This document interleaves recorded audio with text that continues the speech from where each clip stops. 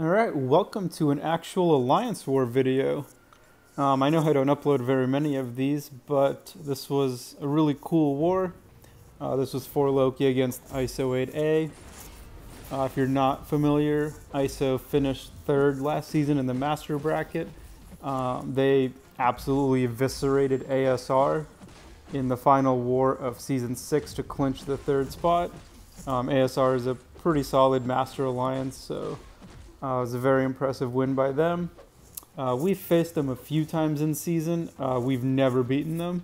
They beat us pretty handily, I think, every time we've faced them. So going into this war to start the season, we knew we really had our work cut out for us, and that we'd really have to bring our A game. And we had one of our best wars ever. So this was an awesome way for us to start the season, to be able to beat these guys. But the main reason I wanted to make this video is because I actually brought in 2 attackers.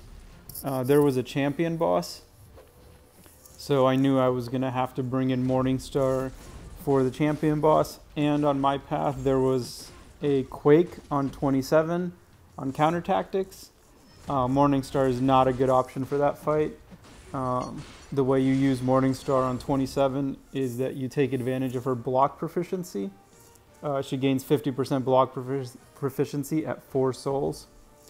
But against Quake, you don't want to just stand and block and bait heavies, because you're going to get a bunch of those debuffs on you. So I brought in Ghost, and I also brought in Wasp. I was debating which synergy to bring, one for Morningstar or one for Quake. Or not Quake, for Ghost, but I ended up bringing the Wasp synergy mainly for the Quake fight. So right here, what you'll notice actually, against this Gamora, this node, I think it's like a 10% chance to gain Fury, and at Sig 200, my Morningstar gains like 2500 attack or 2600 attack, so I actually was at risk of not being able to build a third soul. I actually waited out that Fury. I used a medium attack, or a light attack, and I got very lucky. She was at 1% when I got the special 3 off. If she had died, I would not have been able to capture a soul on this fight. That's where actually having the power start 1 really helps. And it's actually a reason why I don't boost a ton for some early fights with Morningstar, because if the champion gains a Fury, you'll actually be at risk of not being able to capture the soul before they die. So I wasn't boosted too much for these first diversity fights. You also might notice that I have 7 mastery points. That is because I will be putting on full suicides as soon as I build the souls for Morningstar. Probably the ideal Morningstar setup is to run just the bleed suicide for the whole fight, for all the fights, because she's bleed immune and it's not going to mess with your ability to capture a soul. But I went with no suicides. If I had gone even with half suicides, that Gamora fight I would have had no chance to capture a soul. She would have for sure died before I got to an SB3. So kind of a small quirk with Morningstar is that sometimes you don't want to kill them as quickly as you can, especially when you're trying to build souls. So this is just another diversity fight. So I had Karnak, Gamora, Loki. Pretty easy, just to build the souls. You probably can fight the champion with 3 souls, but the boss nodes do hit really hard, even through block. So the 50% block proficiency from the 4th soul and the healing from the 5th soul can all help you against the champion boss. So I did want to get her to 5 souls. Even though a lot of the later fights, if I remember correctly, were going to be ghost fights. So I got her to 4 souls on this fight. So at this point I'm pretty good. Right here I get the lovely connection error right after the fight, so I was hoping that it wouldn't count it as a death. I've seen that happen before. But right here I do get the attack bonus achieved, so that was a little bit of a relief. So this next fight here is a persistent charge science, and as most of you are probably aware, one of my claims to fame is dying to a sentry a few seasons ago with my Red Hulk. So this is a power lock 1, so there's no point in bringing Morningstar in because she won't be able to get a soul on a power start 1 or on a power lock node. I did throw that heavy with her, which was pretty dumb. But I'm just trying to get to just basically even 1 bar of power. And that'll kill him, and I finished the fight at 100%. So yeah, pretty easy sentry fight. Makes my death to him a few seasons ago look even more ridiculous, but it happens. So this next fight is a 565 Quake on 27, which is the breakthrough stun immunity counter tactics. So again, just bringing in Ghost. Ghost is amazing against Quake. I used to only fight Quake with Iceman because he can shrug off the stun, but now I just always bring in Ghost, and it doesn't even matter the node. It's going to be 2 specials, and she's going to go down. So there she didn't quite cooperate, so I did bait a heavy, but she wasn't ever actually in her heavy animation. So get off the SB2. I don't have the synergy, so I'm not able to phase the recoil, but that's okay. Get another SB2, and I think this killed her. Oh, nope, it didn't. But then here she launches an SB1, and then the third SB2 kills her. So pretty safe fight. Never got any aftershocks on me, nothing too crazy. So this next fight here, now I'm boosted, I think I'm boosted a little more. It was a persistent charge Cosmic, and I kept thinking Heimdall, and I forgot Corvus even exists, but obviously it's a Corvus. So at this point I do have full suicides, and my plan was just to kill him with the SB3. I had to have the suicides on for the Ghost fights, especially for the Quake fight. So I didn't want to switch back and forth, because that can get pretty expensive. So just take advantage of her block proficiency. You see a lot of those parries are 0 damage. And she also gets extended stun duration. If you ever notice how long the stuns are when she has 4 souls, the stuns last forever. I think you can actually do 7-hit combos. So I got him down to about 10%, 12%, and then use the SB3, that'll kill him. And I will have my 5th soul. So now she is completely set up and ready to fight the champion. So the next fight, geez, I don't even remember. The Mystic. Let's see who this is. Oh yeah, this was a Morningstar. I actually could have used Ghost or Morningstar for this fight. Both of them are fantastic. I used Morningstar just because I was hoping to heal up a little bit. There's nothing on this node. Let's see, what am I waiting for? Reading the buffs.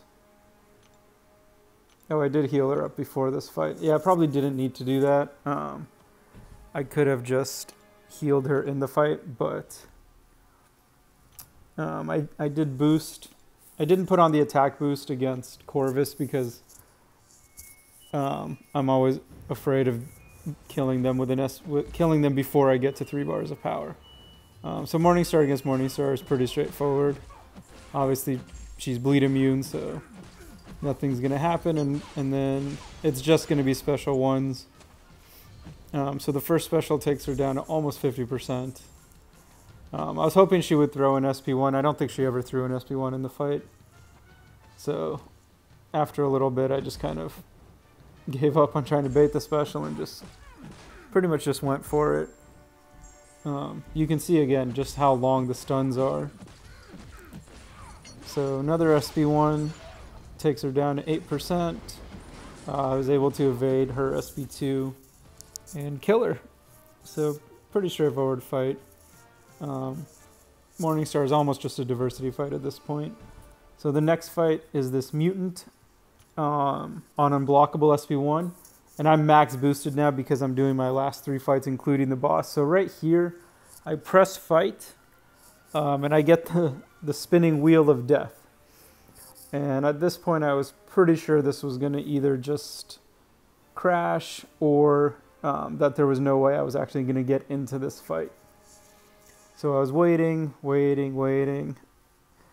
and I really thought I was going to have my first death in the very first war of the season against ISO, in a war that I know is going to be super tight. Then I do see the thing, and that makes me a little more relieved. And then I finally get into the fight, but you'll see how choppy the fight is. I wasn't able to dex out of her SP1 just because of how laggy it was to start the fight. But once we get into the fight, there are no more lag issues. So I only lost about 10%, so I wasn't too worried. I've gotten pretty solid with evading her SP1, so not too worried about that. One SP2, she's down. And then the next fight, this is the unblockable SP1 Spider-Man. I put on an invuln boost. That was pretty stupid. I didn't need one. I was just kind of paranoid that if I messed up on his SP1, it was going to armor break me. And then when she's armor broken, she can't phase. You'll see that I was doing 2-hit combos. I should not have been doing 2-hit combos. With Ghost, they cannot evade when she crits. So what you should be doing are just 1-hit combos, which is what I started doing later on in the fight. Right here, she can phase through the entire special, one more medium attack, and he's dead. So not a great fight, but it was only a rank 4 Spidey, and I was super boosted. I think Panda Man Pete was just poking a little fun at me right there in the chat, you can see. And so here's the 565. This was a SIG 200 champion. So I was trying to read through his abilities a little bit. But I remember fighting him in the maze. And with Morningstar, you actually don't want him to lose charges. So you don't want to hit him 20 times, 40 times, 60 times. Because you want him to get his Primal Fury, to get the Unstoppable, to get all those buffs, so you can nullify him. So I checked on the invuln boost, it's still there. I've never used an invuln boost for this specific fight. I don't think you really need it, but... so if you'll notice, I actually don't punish the heavies. You could definitely interrupt his heavy. The reason why I wasn't doing it is because he gains Fury at a time interval. And so I was trying to play it as kind of as slow as I could. So you're pretty much just SP1, SP2 doesn't really matter. You do have to watch the Primal Fury though to make sure he doesn't get it. So right there he gets it, so I get off the special. He's down to like 58%, so again, I'm kind of slow playing it. Occasionally getting the regen. My perfect block really wasn't activating much at the beginning of this fight. So got another SP2 off. I don't think he had his Primal Fury there, but that's okay. He had a couple buffs, nullify him. So most of this, you're just kind of waiting him out and trying to have your SP2 ready when he has his Primal Fury. So here I'm at a 39 hit combo, and I'm trying not to get the 40th hit because I don't want him to lose his charge. So I'm just kind of standing in the corner waiting. He gets his Primal Fury. I don't actually kill him, which was a surprise. And I take a ton of block damage there, but the SP1 finishes him. So that was my final fight. Thank you for watching, and we did win. See you later. And there's Dubes complimenting me.